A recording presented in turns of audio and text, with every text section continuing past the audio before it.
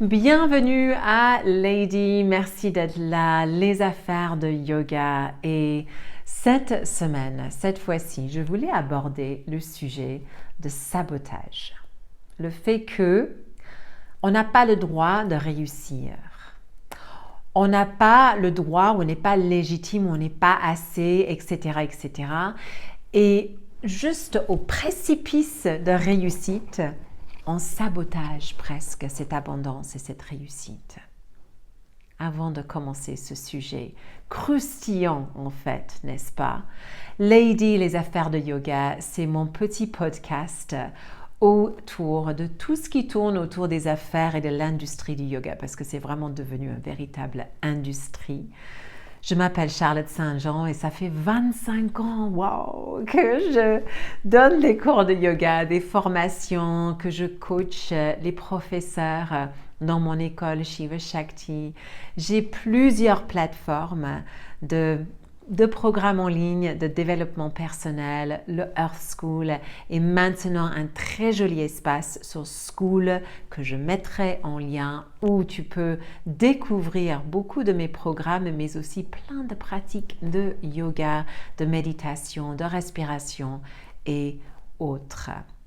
Mais dans cette vidéo, je voulais aborder un sujet qui a apparu dans mon nouveau programme Be a Yoga Queen.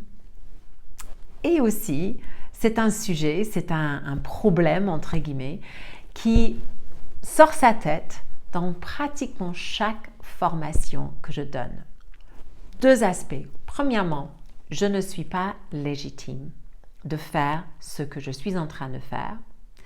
Et si jamais je réussis dans quelque chose, j'ai tendance de auto-sabotager cette réussite. Parce que je doute, parce que cette légitimité aussi pointe son nez, etc. Alors, j'ai envie de dire qu'une partie de ça, tristement, vient de notre société patriarcale. Ce n'est pas du tout contre les hommes, avant que tout le monde saute sur cet argument-là. C'est plutôt l'idée que c'est tellement ancré dans les mœurs de la société qu'une femme n'est pas forcément là pour réussir. C'est presque même vulgaire si on réussit. Financièrement, matérialistiquement, notre vie. Mais non, pas du tout. Mais pas du tout. C'est même une puissance, c'est même une liberté, c'est même hyper authentique et ancré de pouvoir fournir à tes propres besoins ou aux besoins de ta famille. De réussir et de vivre dans l'abondance. Mais c'est tellement normal de pouvoir faire ça. Et de célébrer ça aussi, de vraiment célébrer le fait que tu es pleinement, entièrement toi-même et en étant entièrement toi-même, tu attires les personnes dans tes cours de yoga, dans tes retraites, dans tes formations, dans tes ateliers qui veulent la même chose ou qui au moins sont attirés par cette énergie-là. Et si tu laisses cette énergie couler, et si tu crois en toi et dans tes capacités d'assumer pleinement ce rôle de qui tu es, c'est normal que tu vas réussir. Alors, on peut faire une paragraphe de réussite. Qu'est-ce que c'est la réussite? J'ai fait une vidéo là-dessus d'ailleurs. La réussite, c'est tellement personnel comme perspective, n'est-ce pas? Réussir, ça peut être juste que tes enfants te donnent un gros câlin à la fin de la journée. Que tu n'es pas en train de t'engueuler avec tes enfants régulièrement.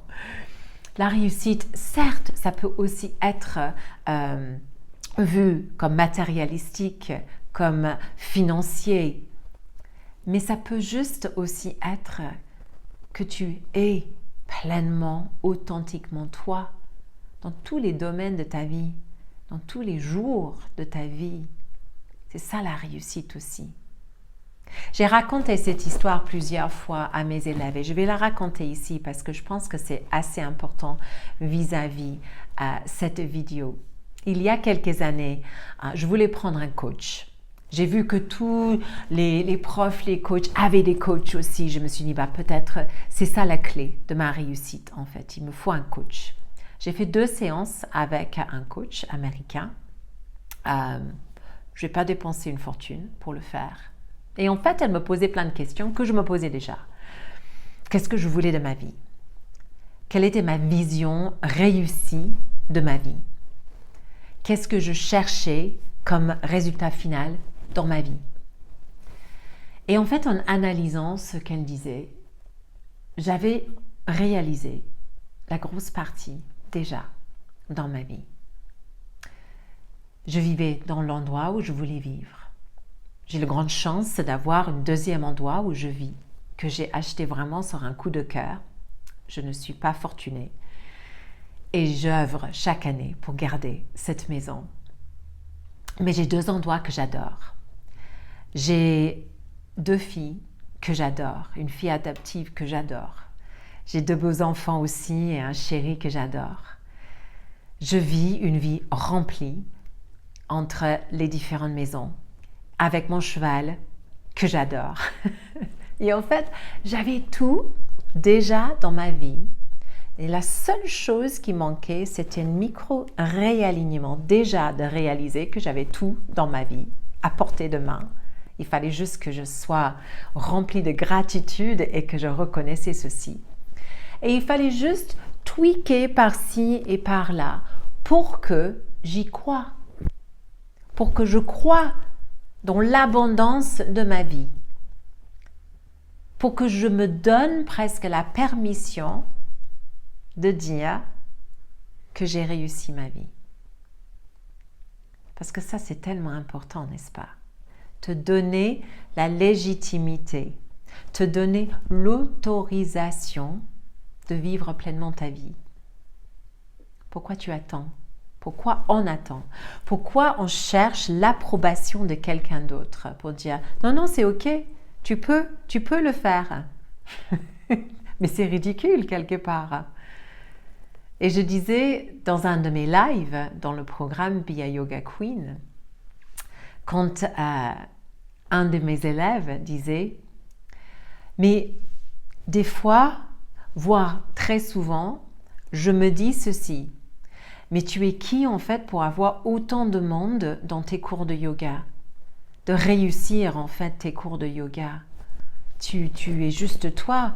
Tu n'es pas vraiment légitime pour cette réussite. » Et je lui dis, et encore une fois, c'est pas contre les hommes, je doute qu'un professeur homme dirait la même chose. Oh, mais je sais pas, je mérite pas de réussir autant quand même mes cours de yoga, d'avoir autant de monde à mes cours de yoga.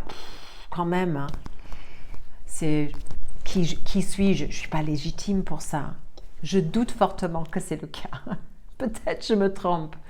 Mais sincèrement, dans toute mon expérience, c'est plutôt les femmes qui ont cette fichue tendance de dire « Oui, mais qui suis-je? Je ne suis pas légitime.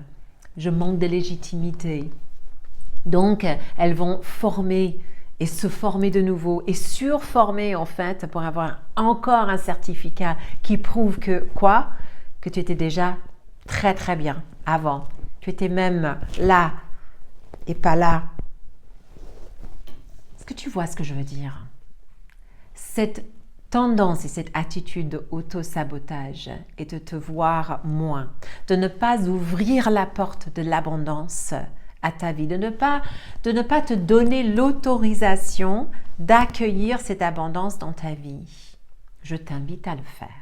Le challenge de cette fin de vidéo sera de te dire « Non mais attends, non seulement je réussis ma vie, non seulement j'ai fait ça, ça et ça dans ma vie, mais j'ai une très belle vision de là où je veux aller et je vais y aller et je vais le faire.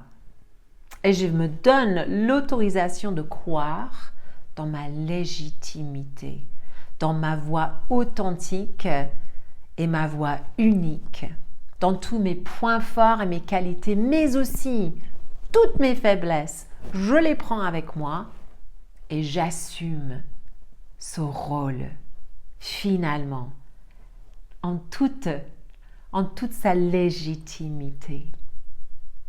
Ok. Promets. Merci d'être là dans cette vidéo de Lady. J'espère que ce sujet t'a touché. Dis-moi en commentaire quel sujet veux-tu que je traite dans la série Lady. C'est toujours bien de pouvoir répondre à tes besoins. Et ce besoin, en quelque sorte, c'est vraiment sorti de ce programme de Be a Yoga Queen. Des commentaires, des doutes qui chaque fois viennent.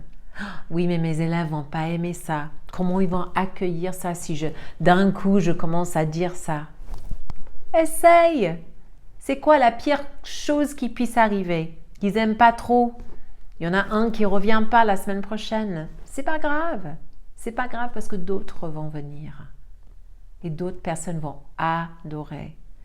L'idée c'est que tu accueilles pleinement qui tu es. Cette version authentique, ancrée, alignée de qui tu es. Parce que c'est que comme ça que tu peux enseigner et accueillir la vie. Merci d'être là. Et à très vite dans le prochain épisode.